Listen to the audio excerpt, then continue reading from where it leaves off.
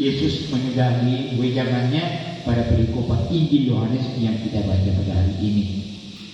Sebagai pengingat, mulai minggu lalu, hari Minggu biasa yang ke-17 sampai hari Minggu ke-21 nanti, Injil pada hari Minggu itu menyajikan bagian-bagian dari Injil Yohanes bab 6 mengenai roti kehidupan itu. Ibu dan Bapak, saudari-saudaraku sekalian, salah satu perubahan yang sangat besar yang saya lihat sangat mencolok di kota Makassar sesudah saya tidak lagi tinggal di Makassar selama 16 tahun terakhir. Pertama, jalan Hertasning yang dulu jalan yang akrab kepada saya selama 3 tahun di Pasar Paroki, yang waktu itu sepi dari Goro di mana dulu ada pastoran di gereja itu. Saya selalu naik sepeda atau jalan kaki, dan sekarang itu menjadi daerah yang paling padat di seluruh kota ini dan seringkali macet sekali.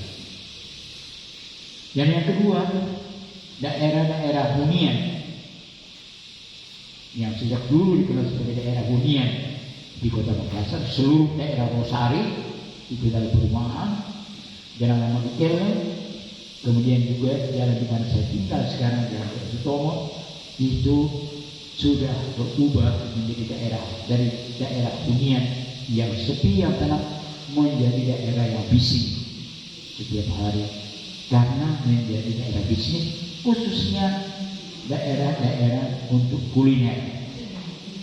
Jadi rupanya orang Makassar ini, penduduk Makassar ini mencari kenikmatan makanan ini. Nah, rumah makan itu berbeda-beda dan selalu ada tamunya. Jadi orang mencari makanan dan minuman jasmani.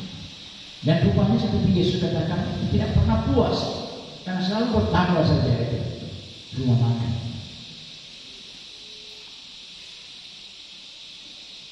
Dan hampir tidak ada lagi daerah di kota Makassar ini yang semakin hari semakin meluas, yang sepi dan tenang itu daerah hunian. Saya lihat di Tanjung Bunga juga sudah mulai bising, sudah ada banyak pertokoan dan seterusnya. Artinya apa? Manusia selalu berusaha untuk menyajikan sesuatu, memenuhi kebutuhan sesamanya. Karena ekonomi kita turun dan bagi banyak orang itu turun sangat drastis, tetapi ternyata usaha-usaha juga berkembang terus. Itu menjadi pertanyaan bagi kita. Sebetulnya seperti Yesus bertanya kepada orang banyak yang mulai minggu lalu kita baca, datang berbondong-bondong mengikuti Dia. Karena apa? Karena Yesus menyediakan roti kepada mereka. Injil Yohanes mengatakan 5.000 orang, tapi Matius mengatakan tidak terhitung kaum perempuan dan anak-anak. Jadi kalau kita berfantasi sedikit, seorang laki-laki, seorang bapak membawa istri dan anak yang paling kecil, jadi 3 orang kan? 3 orang kali 5.000 berarti sudah 15.000. Yang belum menikah membawa pacarnya dan adik dari pacar itu supaya jangan terjadi apa-apa sebagai pengawal. 15.000 orang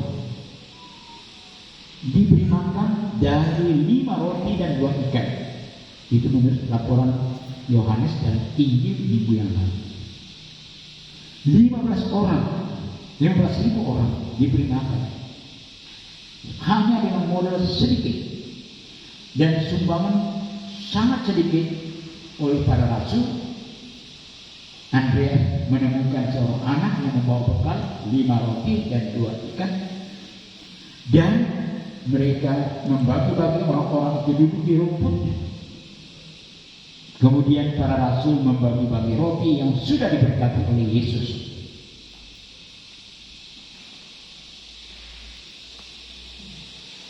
Dengan suatu pesan yang tidak semua orang menangkap, bukan rotinya itu, bahwa Yesus ini murah hati, berbelas kasih, dan memberi makan kepada 5.000 orang.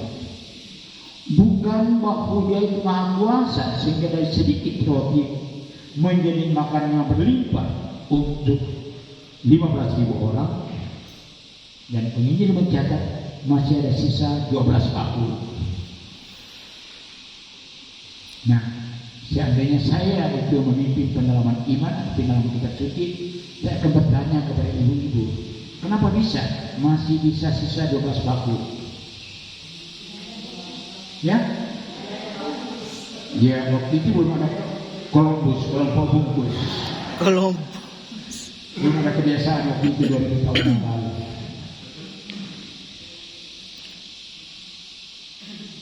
Tetapi ternyata dalam Injil yang kita dengarkan hari ini, bagian kedua dari Injil Yohanes bab 6 itu, mereka masih mencari dia.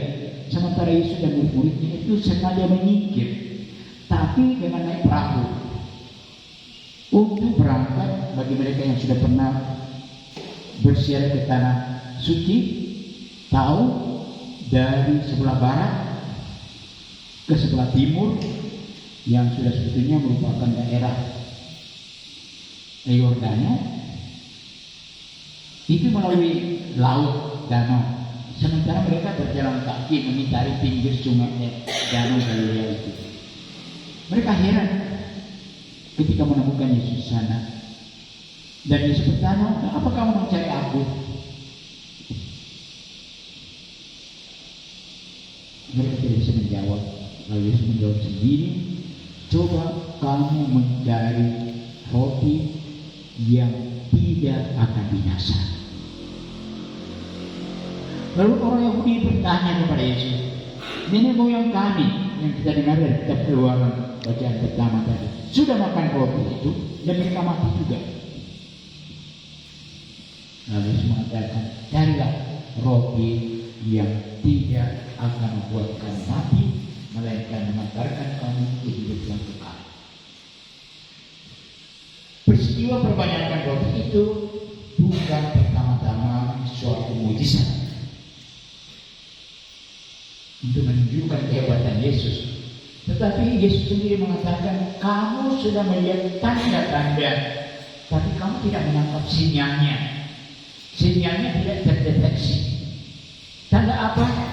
Bahwa saya melakukan pekerjaan-pekerjaan Bapa. Kalau kamu mendapat roti yang membuat hidupmu berlangsung terus, maka carilah roti itu. Bukan hanya roti yang mengenyangkan lapar kita dan sesudah itu beberapa jam kemudian kita lapar lagi, melainkan carilah makanan yang bertahan sampai kepada hidup yang kekal yang akan diberikan putra manusia kepadamu. Nah, itulah inti pesan dari bacaan-bacaan hari ini, dan masih akan diteruskan 3 minggu ke depan sampai Injil Yohanes bab 6 itu habis dibaca. Yesuslah roti yang mengantar kita kepada hidup yang kekal. Dialah sumbernya yang dikatakan oleh Paulus dalam bacaan yang kedua tadi kepada umat di Efesus, bahwa kamu telah menerima pengajarannya dan kamu telah memiliki kebenaran yang nyata dalam Yesus. Dalam Yesus Allah menampakkan diri. Itulah inti iman Kristiani. Jadi kalau kita ditanya dalam hidup ini kamu mencari apa? Ya, kita mengatakan saya mencari kebahagiaan. Kebahagiaan itu ditemukan di mana? Apakah kalau suami menyerahkan 10 perusahaan, lalu istri menjadi direktur atau komisaris utama, atau memberikan sekian potong emas untuk dideposito di bank atau apa? Yesus mengatakan, dulu Allah memberikan mana kepada orang Yahudi selama 40 tahun.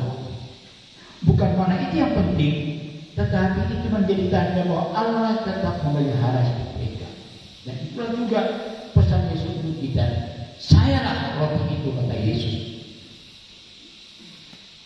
Bukan roti yang saya perbanyak, melainkan sayalah. Ketika kamu mengalami kesulitan dalam hidup, entah karena usahamu, entah karena persoalan dengan keluarga, dengan suami istri, dengan anak-anak, dengan orang tua, jangan mencari dukun. Bahkan jangan kembali kepada orang tua kalau bersalah dengan merajuk. Dan kata sebuah lagu, kembalikan saja dia kepada orang tuanya. Itu tidak akan menyelesaikan masalah. Karena Allah sudah menetapkan kamu untuk hidup, entah sebagai suami istri, entah sebagai imam, entah sebagai biara hati. Itu kamu terima dengan suka hati, dengan suka rela, maka itulah dalam sini. Kalau ada masalah di situ, apapun juga masalahnya, cari roti pada Yesus. Amin. Amin. Tojeng. Jangan mencari yang lain. Apalagi menghabiskan waktu untuk pergi mancing di Samarona atau apa pada hari-hari tiap bulan, menambah masalah. Walaupun sudah waktu Bombay dan istri khawatir juga, kenapa suamiku tidak pulang-pulang? Atau pergi di meja judi, atau pergi minum miras, bernarkoba. Orang semakin haus, orang semakin lapar. Betul? Yesus mengatakan, carilah makanan yang sejati, yaitu Yesus. Dan dia mengatakan, bekerjalah bukan untuk makanan yang dapat binasa, melainkan untuk makanan yang bertahan sampai kepada kehidupan yang kekal yang diberikan putra manusia kepadamu. Sebab dialah yang memberikan alam. Bapa sudah mengirim Yesus ke dunia ini untuk ikut menyelesaikan segala perkara kita. Amin. Amin. Kalau tidak percaya itu, jangan mengatakan saya Katolik. Tojeng. Jangan mengatakan saya orang Katolik. Kalau masih mencari solusi-solusi lain, ada masalah keluarga, kepada tetangga. Apalagi diungkap di Facebook atau Instagram, sehingga seluruh dunia bisa membaca bahwa saya lagi bete dan sinting. Sekian juta orang membaca di Instagram, di Facebook itu tidak, paling-paling yang ketawa, paling-paling mengatakan kodong. Kenapa nih? Anak-anak tahu nggak? Kamasean, paling-paling kamasean. Yesus mengatakan, carilah makanan yang sejati itu putra manusia saya, karena saya yang dimuliakan Bapa untuk segala urusan di dunia ini, untuk mengantar orang kepada kebahagiaan. Itu pasti. Nasa Tojeng. Nasa Tojeng.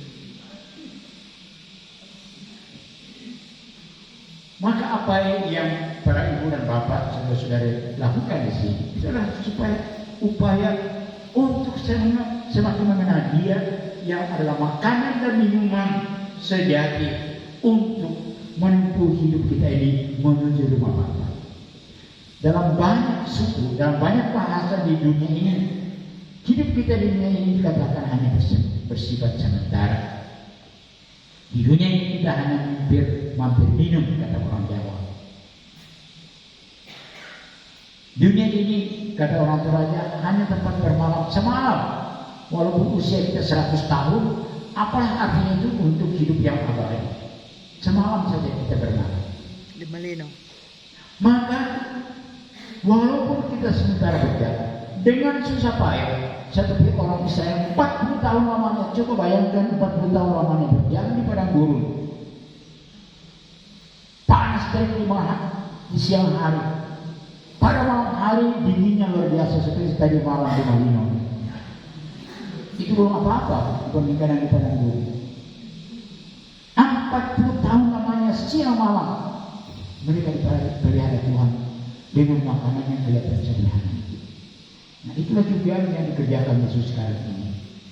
Dan hendak kita bagikan pengalaman-pengalaman kita, bagaimana Yesus memelihara kita dalam segala pergumulan hidup yang kita alami, sebagai suami istri, sebagai orang tua, sebagai anak terhadap orang tua, sebagai pegiat dalam salah satu pekerjaan atau profesi kita, giat dalam gereja seperti Ibu Vera tadi mengatakan, semakin kita melayani, semakin banyak goncangan, semakin banyak badai. Tapi ingatlah, bagi mereka yang masih sempat melihat Makassar ditumbuhi banyak pohon kelapa dekat pantai, ketika bumi dibabat semua itu dan diklaim oleh orang-orang kaya menjadi miliknya. Dulu yang sekarang menjadi KPI itu tempat kami berenang dulu itu sampai di Pulau Lelai. Sekarang kita tidak bisa lagi masuk tanpa bayar. Lihatlah pohon kelapa itu, angin siang malam menimpa mereka, tetapi karena mereka berakar kuat, rame-rame akarnya sedikit kuat dalam tanah, mereka tidak pernah tumbang. Karena bagi kalau tidak ditumbangkan, begitulah juga hidup kita, saudara-saudara.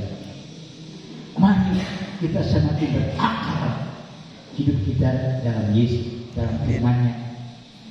Dan setiap kali kita menerima komuni dalam roti Ekaristi ini, kita seperti disaksikan oleh Pak Dodo kemarin, ketika kita ditunjukkan hostia itu mengatakan, inilah anak domba Allah yang menghapus dosa-dosa dunia. Berbahagia kita yang diundang perjamuannya. Mari kita dengan tulus dan sungguh-sungguh mengatakan aku tidak pantas, tapi karena aku begitu baik hati, maka aku boleh menerima. Luar biasa. Maka dengan segala meriahnya penyembahan dan puji-pujian kita dalam kelompok karismatik, Ekaristi tetap dimanapun, dalam bahasa apapun, ini apapun, menjadi pusat ibadat kita sebagai orang Katolik. Apa sebabnya? Karena dalam Ekaristi itu,